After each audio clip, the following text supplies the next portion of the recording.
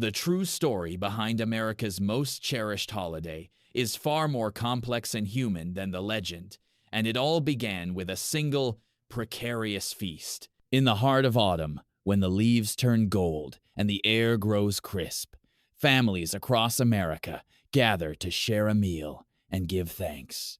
The table is set, with care plates gleaming, glasses sparkling, and the centerpiece, a proud, golden turkey. Laughter and stories fill the room, and for a moment, the world feels gentle and whole. But the story of Thanksgiving is older and deeper than a single meal. It is a tale of hope and hardship, of strangers becoming neighbors, and of gratitude in the face of uncertainty. The roots of Thanksgiving reach back to the early 17th century, to a time when the world was wide and wild, and the future was uncertain. In the year 1620, a small ship called the Mayflower set sail from England, carrying 102 passengers. They were a mix of separatists, men and women seeking religious freedom, and adventurers hoping for a new life in a new world. The journey was long and perilous. Storms battered the ship, and the cold Atlantic winds cut through even the thickest woolen cloaks. But hope kept them moving forward, toward a land they had never seen. After more than 2 months at sea, the Mayflower sighted land. It was November, and the coast of what would become Massachusetts was cold and forbidding. The Pilgrims, as they would come to be known, anchored at Plymouth and began the hard work of building a settlement. The winter that followed was harsh beyond imagining. Snow fell thick and heavy, and food grew scarce. By the time spring arrived, nearly half of the original settlers had died from disease and hunger. Yet, in the midst of loss, a new chapter began. As the earth thawed and the first green shoots appeared, the Pilgrims met the Wampanoag people, who had lived on this land for generations. Among them was a man named Squanto, known as Squanto, who spoke English and understood the ways of the land. He taught the Pilgrims how to plant corn, catch fish, and gather wild berries. He showed them how to use fish as fertilizer, how to find fresh water, and how to survive in a world that was both beautiful and unforgiving. With the help of the Wampanoag, the Pilgrims' fortunes changed. The summer of 1621 was a season of hard work and hope. Fields of corn and beans grew tall, and the forests and streams provided game and fish. When autumn arrived, the settlers looked at their full storehouses and felt a deep sense of gratitude. They had survived, not alone, but together. To celebrate the harvest and give thanks, the Pilgrims invited their Wampanoag neighbors to a feast. For 3 days, they shared food, stories, and games. There was roast venison, wild fowl, corn, and pumpkin. The air was filled with the scent of wood smoke and the sound of laughter.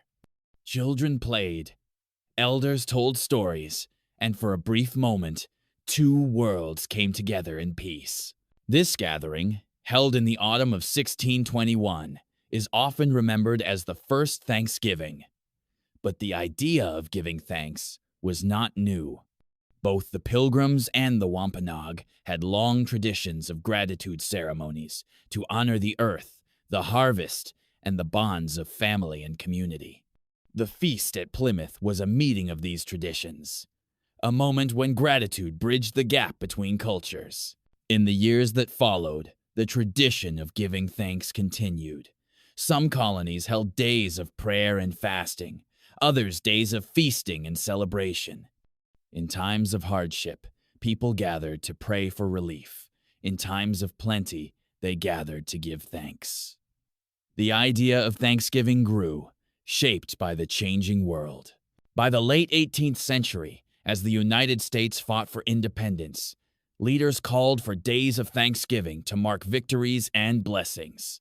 In the year 1789, President George Washington proclaimed a National Day of Thanksgiving, inviting Americans to pause and reflect on the gifts of freedom and peace.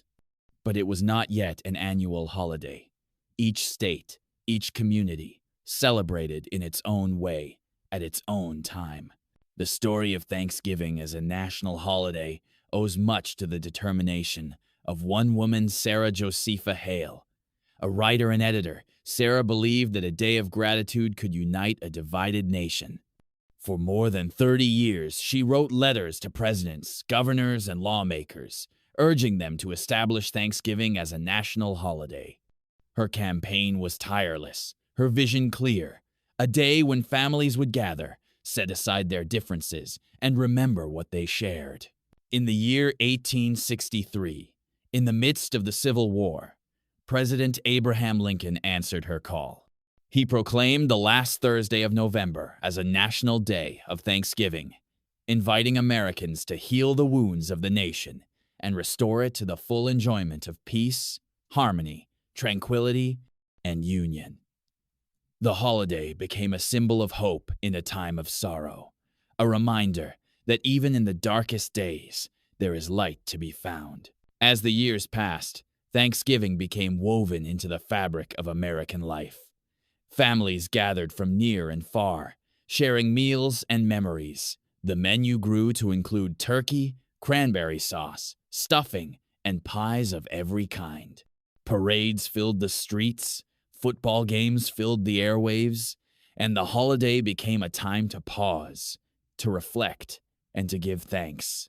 Yet, the story of Thanksgiving is not without complexity. The relationship between the Pilgrims and the Wampanoag was fragile, and in the years that followed, conflict and misunderstanding would bring sorrow as well as joy.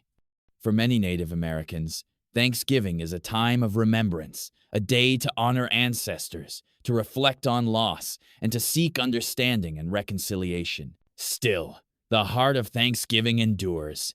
It is found in the simple act of gathering, of sharing food and stories, of looking around the table and feeling grateful for the people who are there. It is found in the hands that prepare the meal, in the laughter of children, in the quiet moments of reflection. It is a holiday that belongs to everyone, shaped by the hopes and dreams of generations.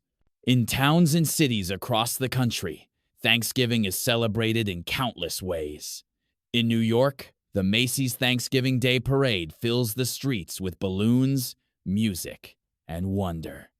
In small towns, neighbors gather for potlucks and football games. In shelters and community centers, volunteers serve meals to those in need, embodying the spirit of generosity and care. For many, Thanksgiving is a time to remember those who are far away. A soldier stationed overseas, a loved one lost, a friend who cannot make it home. Letters are written, phone calls made, and memories shared. The holiday becomes a bridge connecting past and present, here and there. As autumn deepens and the days grow short, the story of Thanksgiving continues. It is a living tradition, written anew each year by the people who celebrate it.